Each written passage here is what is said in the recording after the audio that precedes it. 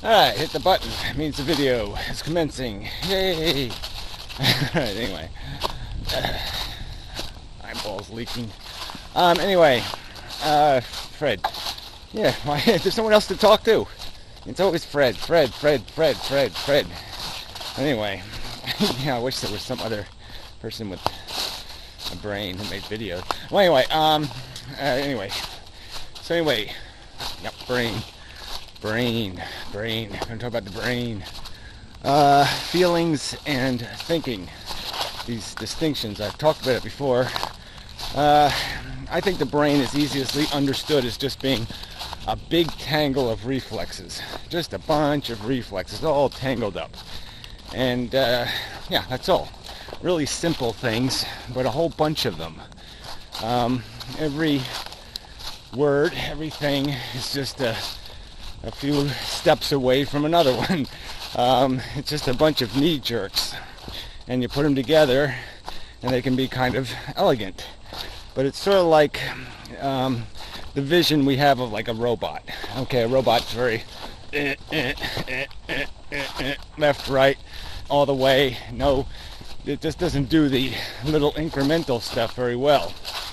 And I think our brain uses feelings to create the little subtle movements in between, the gradations. So the basic root is good, bad, pain, pleasure at the very core. And I might even argue, as I have, that pain is the only thing it really uses. It's the release of a negative. That is our sensation of positive. When we get rid of attention, we have the sensation of freedom, release, pleasure. And so that all pleasure is basically the release of a deprivation, freedom from an enslavement, removal of the shackles, so to speak, as the metaphor.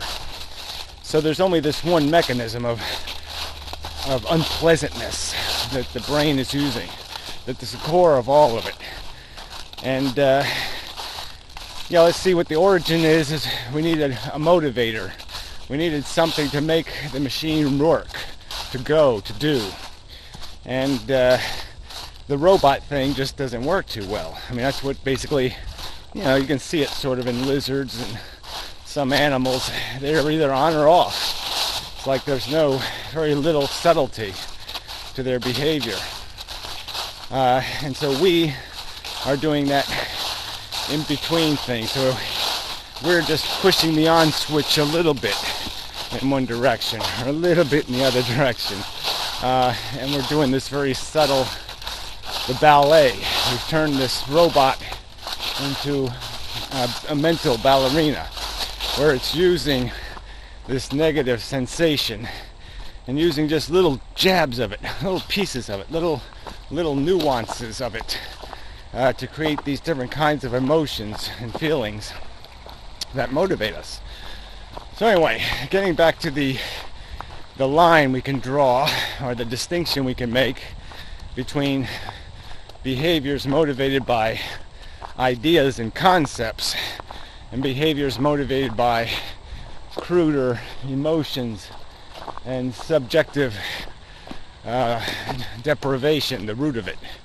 The core, lizard versus ape crap again, all of that. Now, I think it's not being disputed that the brain uses emotions, like intelligence uses emotions. And but it's like if you're raised and you have an ambition to please, that's sort of something that's common to human beings, is this need to be accepted. And part of acceptance is learning discipline. Don't urinate on the floor. Don't let your emotions own you. We have to learn that very early. You can't have what you want when you want it. Your tantrums and all the rest of it are not a proper way to communicate. So we acquire a sense of satisfaction, or self satisfaction in satisfying that obligation to be civilized. I don't know, that's not the best way to put it, but anyway. Yeah, so we're getting pleasure out of it. We've turned it into a subjective need to basically follow the rules or obey orders or, be a good citizen. And so we're deriving self-interested ego points by meeting the objective, the standard that we've decided, we've intellectually defined as the ambition, or we've emotionally even defined as I want to please others. So it can be, the ambition can be on many levels. But the point is once it's a mandate, once it's been converted in your brain into a reflex that says meet this standard, then you'll be dissatisfied, you'll be uncomfortable if you do anything short of that. So now you become capable of doing merely out of principle, merely out of obligation, merely out of a perceived requirement, or that it will make you a good person by your definition, whatever that might be. And so there's a distance there between the emotion and its origin, which is this more complex pile of concept reflexes, principles that are kind of dictating the show, because they are right at your core, always running in the background. They're always analyzing you and your environment and recognizing and reflexively reacting to any circumstance that puts you in ethical or moral jeopardy, that might make you a bad person. So temptation can be put in front of you, and you can automatically, that little software program will run that says, what would daddy say? Whatever the morality is, you're going to ruin the productivity of your life by taking advantage of this circumstance. You're going to be selfish and an asshole. That little program will run. That little reflex will run. As soon as there's even any recognition of a circumstance where there's a moral or ethical issue. And so, the obvious one would pop up as, okay, naked retarded girl right in front of me saying, I want something. And you decide what she wants. So right away, but the brain knows, it triggers the reflex, the thought psychology goes into place, and the dilemma questions run through your head and are balanced against the self-interest I want. And that's the way the equation is dealt with. But it's all just reflexes, and what reflexes end up being dominant in how the game is played.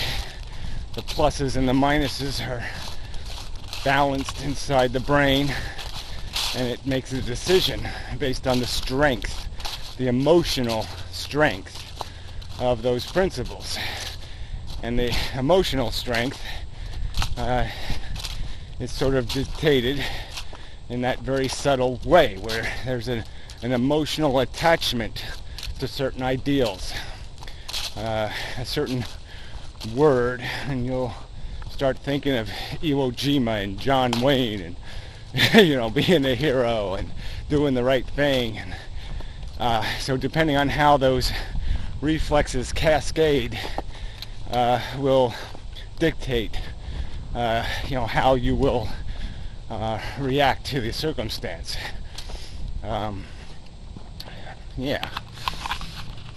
So it's all about how that argument's presented inside your head.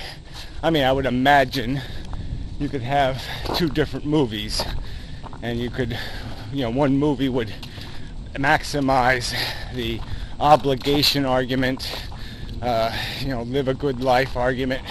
Another movie would maximize the, oh, it really doesn't matter, you might as well take because it's all doom anyway, argument. And you can imagine somebody walking out of a theater and being more likely to commit a certain crime based on which movie they had watched, because one would have re-emphasized an argument of the dignity of satisfying your obligations, would have a sense of pride, a sense of self-accomplishment, would have emphasized those ego gratifications, where the other argument would have obscured that and defeated it with some other rationale, rationalization, that made the clear argument that all that is futile, everything is so broken you can't break it anymore by any act you commit, that kind of argument. So anyway, but yeah, it's just all reflexes. I mean, every word is a reflex, every vision, your brain is searching it, not directly, not intentionally, but just the way that it's arranged, that it will identify subconsciously things in this environment, what I'm hearing, what I'm seeing, that will trigger connective memories, and those memories will be connected to principles and ideals and moments in life where there was a lesson learned and a proclamation was made, never again. It's like the drunk who often doesn't do it, but they'll say never again. Now, if the right circumstance happens, that never again principle might pop into their head at the right moment, and they'll say, oh yeah, I really don't want that hangover, and this bitch ain't worth the trouble, so fuck it. Orange juice, they'll just make a different life choice, because of that connection to merely saying the words to themselves, never again. So I mean, I could, we motivate ourselves by just re-emphasizing our principles or our conceptions that our brain sees some indication of value in, based on this hierarchy of what we're attempting to be and how strongly we're obligated. So I mean, I have a high sense of obligation. I'm easily disappointed in myself. I have a standard, and it's a high standard, and so that's always in the background. That's the context of how I live, and it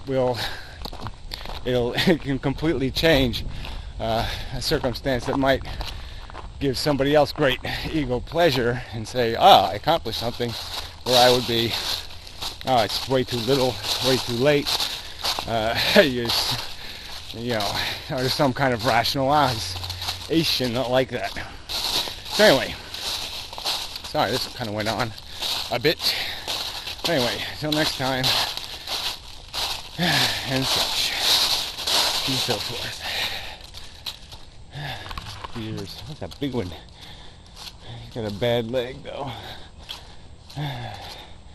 Probably some hunter shot her in the butt. Fuckers. Anyway, I analyze that psychology.